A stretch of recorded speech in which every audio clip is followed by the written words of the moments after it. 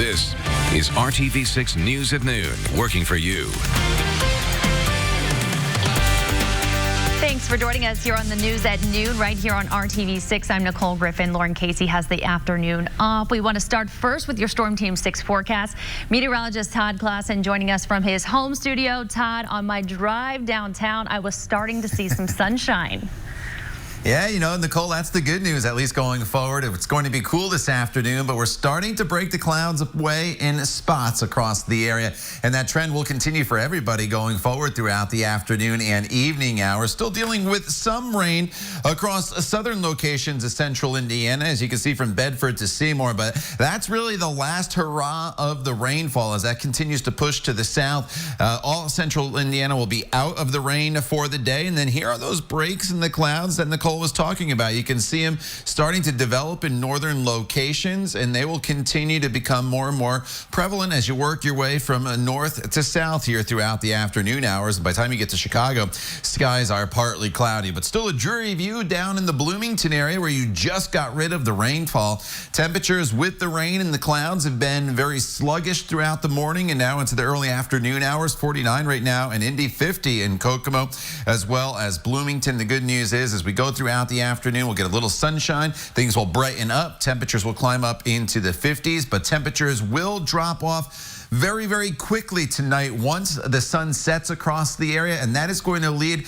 to freeze warnings across the entire state of Indiana as we head into Saturday morning. We'll talk about that and look ahead to Mother's Day weekend as well, Nicole, coming up in just a few minutes. Todd, thank you. The community continues to demand answers after 2 police shootings leave 2 men dead in Indianapolis. Those shootings have led to protests over the last 2 days. Yesterday, dozens of people marched through the streets and protested for nearly 12 hours in honor of Drayshawn Reed, the 21-year-old who was shot and killed by police on Wednesday evening. One of the demonstrations was put together by organizer D. Ross. He says Reed's family asked him to put together the rally to make sure that the video of the shooting posted by Reed himself is not forgotten and that his killing doesn't go unpunished. But I know that they want justice. They do want the officer to be fired, and they want him convicted of murder. Metro Police are still investigating the shooting and the chase that led to it, and the police chief is promising the community they will be transparent. I can promise you that we'll run a fair investigation. I'm always willing to listen to family members and their concern.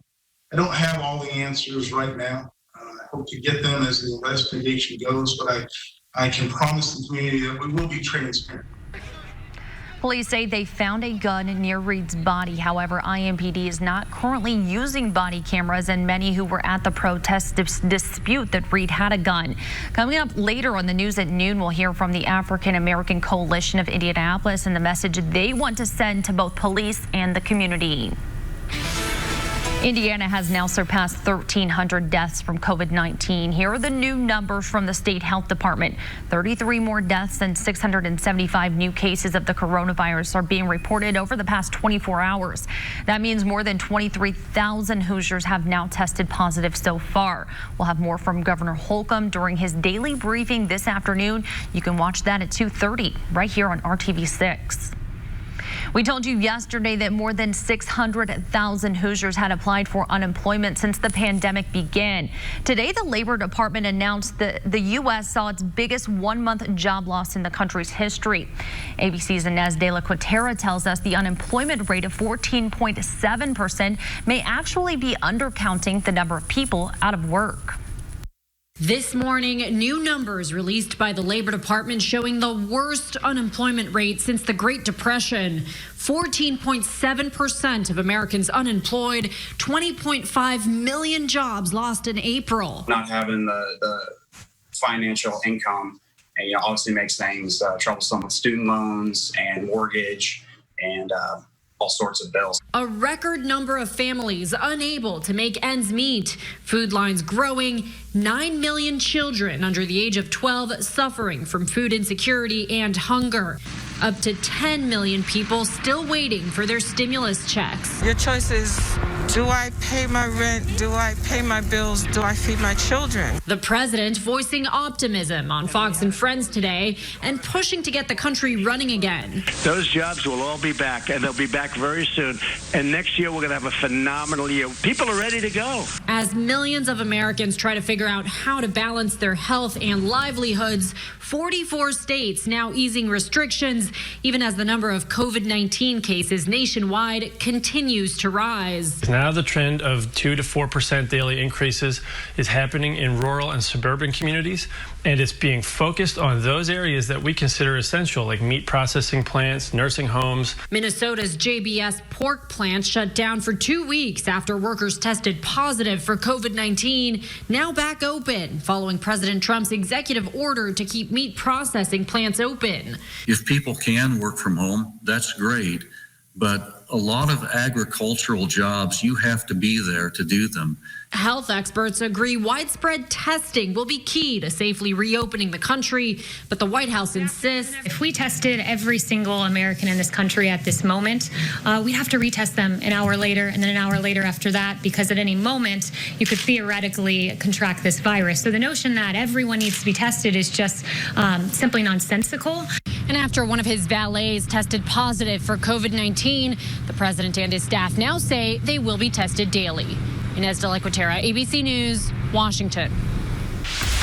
The race for governor continues, and we now know who will run alongside the presumptive Democratic nominee in this year's election. Today, Dr. Woody Myers named former state lawmaker Linda Lawson as his running mate.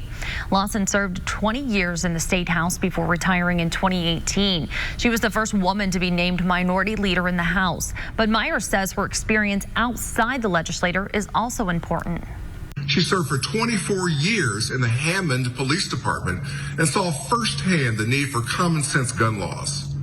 She also fought for public schools during her 12 years as a Hammond, Indiana school board member. Recent polling has shown that Myers appears to be an underdog in the head-to-head race against Governor Holcomb. Holcomb also has a significant fundraising advantage in the race. They have a message for police and for those who were demonstrating on the streets. Next, what one group hopes to see as police investigate 2 deadly shootings this week. Todd. And Nicole, we're dealing with freeze warnings in place across every single county in the state of Indiana. And it's not just Indiana that is going to see this deep freeze. We are going to see nearly 1,000 miles of freeze warnings from New Jersey to Missouri and from Minneapolis down to northern Georgia.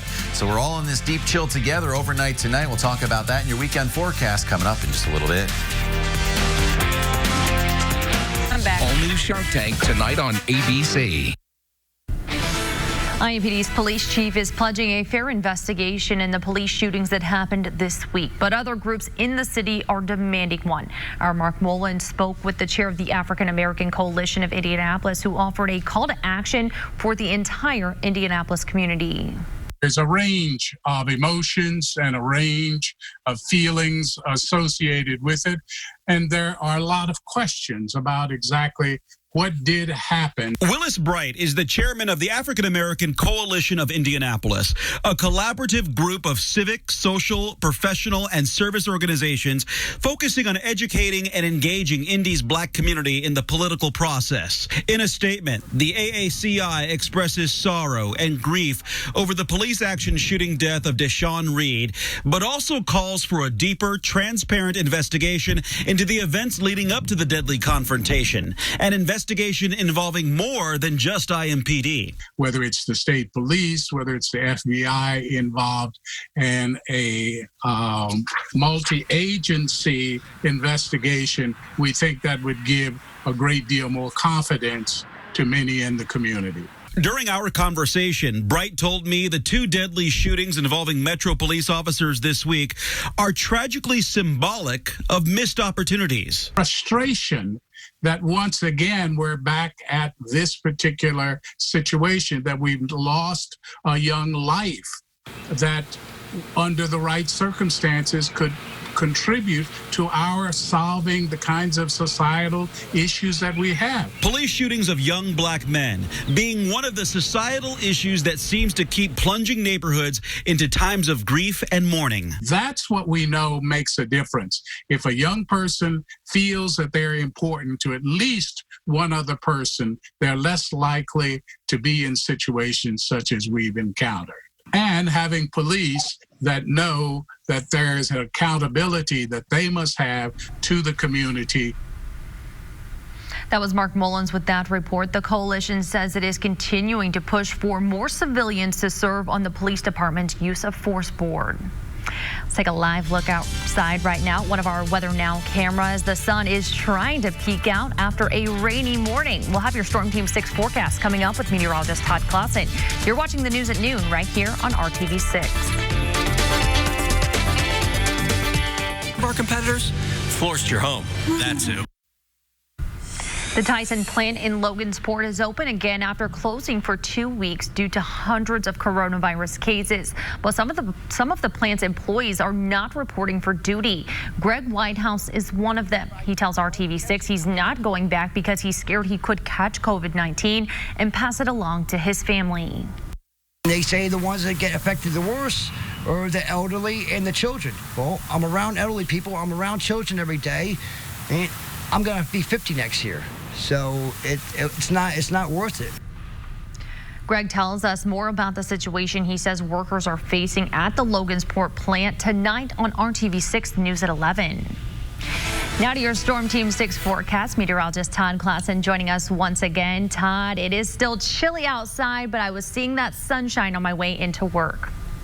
You know, and the sunshine just helps everything all the time, Nicole. And this time of year, especially in May, it's starting to get stronger. So even though tomorrow's temperature is going to be around 55 degrees, if you're in the sunshine, it won't feel terrible out there. But if you're in the shade, you're definitely going to need the jacket. Outside right now, live look in Bloomington, and we're still dealing with quite a bit of cloud cover across the area. Thankfully, we have gotten rid of the rain in most locations. The one exception here, as you see on Storm Team 6 radar, is in southern locations. But you too, in Seymour, Bedford, down even into the North Vernon area, you are basically just about done with this rainfall. It continues to move off to the south and to the southeast, and within the next 30 minutes, I would say, all of central Indiana will be done with the rainfall, and then we'll just wait for the clearing. Nicole mentioned some of those peaks in the sunshine through the clouds in northern locations, and you can see as you look across northern Indiana, this is a 3-hour satellite loop, and you could see the clearing line pushing to the south as well. So we'll all get into sunshine eventually. You just have to be a little more patient today if you live in southern locations compared to northern locales where it's already starting to happen. Now with the clouds and the rain, the temperatures have not moved one bit from where they were this morning. We're at 49 in Indy, 50 in Bloomington. 49 is the current temperature up in Peru, a little cooler off to the east in the Richmond area. And highs today will only go up a couple degrees from where we are right now to about 53 in Indianapolis, 56 in Bloomington, and you'll see the temperature jump those couple degrees once you get into the sunshine. That is going to be the key. But then this evening, we're going to cool off very, very quickly. In fact, once the sun sets, which is a little before 9 o'clock this evening, the temperatures are going to drop down into the 30s already by about 10 p.m. tonight, and then they'll just continue to tumble. And when you wake up tomorrow morning, we're looking at temperatures that are going to be in the 20s in most locations. Everybody will be below freezing. So if you have some of your plants already in the ground, maybe some tomato plants that are more sensitive or other annuals, you're going to want to cover them up this evening before you go to bed. If possible, bring them into the garage, maybe if they're in planters or into the house to keep the freeze off, because a freeze warning is in effect for every county here in Indiana overnight tonight. We get back to 55 tomorrow afternoon with that sunshine that I mentioned earlier. And then for Mother's Day, we're looking at a temperature of 60 degrees with just some scattered showers in the forecast. Mother's Day will not be a washout. It may not be the brightest day, unfortunately, for all the moms out there. But nonetheless, it won't be super cold at 60 degrees. A little cooler on Monday at 53. It's not until the middle to end of next week that we finally, Nicole, start to flip this weather pattern and get back to more typical May-like temperatures, which are in the 70s. So we'll have to be a little bit patient here, but the good news is, at least for the day today, we're done with the rainfall, and Saturday, while it's going to be a little cool, especially in the morning, it's going to be a bright day for us. All right, Todd, thank you so much. Well, a pizza place on the north side of Indianapolis has been able to stay open throughout the stay-at-home order. RTV6's Brad Brown found the restaurant is feeding the community in more ways than one. Tucked under its red and white awning, nestled in Indy's Meridian Kessler neighborhood, Burns Grilled Pizza has turned this cozy little spot into a pizza paradise. You know, I know a lot of people have had it really rough, but I'm just thankful that I've got to be a part of it, been able to contribute to some degree, both in people having jobs, being able to feed people. The restaurant on North Illinois Street recently added its quaint Rhino Bar. Those seats will have to wait, but people have turned out for the past several weeks to get their pizza fix to go. I guess I'm most surprised at the amount of customers that we've got right in the neighborhood here that all of a sudden adapted to calling in and just bringing the orders home. We started working on online ordering back in early March, and clearly by the second week of March, we needed to press on with that pretty quick. Many know the Burns name from their mobile kitchen. It's a staple at local farmers markets. Now, Ken and his team are using that unit to give back to the community. I think we ended up deciding that, you know what, we need to do something too. And I've got a number of people that I know that work at the different food banks, and bottom line is they got closed. Customers can help out through the Get One, Donate One option on the Burns website. Those contributions of fresh meals are being distributed throughout the city. We've since fed about 550 people. We've had people donate 20 pizzas, and we in turn donate 20 more, and we've had people that donate one pizza, and we donate one back. But again, I think what I'm finding out of it is I don't want to stop that once we go back to regular business. We're going to keep on doing that. If you'd like to get in on the Give One, Donate One program, you can find a link on the Burns Pizza website. It's just $20 to get started. They also have take-home pizza kits available. It includes crust, sauce, toppings. All you have to do is fire up your grill to make it happen. Ken's looking forward to having customers back on his patio very soon. And you can find the Burns Pizza mobile unit at the Broad Ripple Farmers Market on Saturdays. Working for you, Brad Brown, RTV6. All right, Brad, thank you. RTV6 and the Indy Chamber of Commerce have joined together to help protect Indiana businesses. You can find more about the Chamber's Buy Indy effort on our site, theindychannel.com/open. Let's take another live look outside on this Friday afternoon. A nice shot here of Victory Field. Todd says the entire state is under a freeze warning. We'll have another Check Your Storm Team 6 forecast coming up on the News at Noon.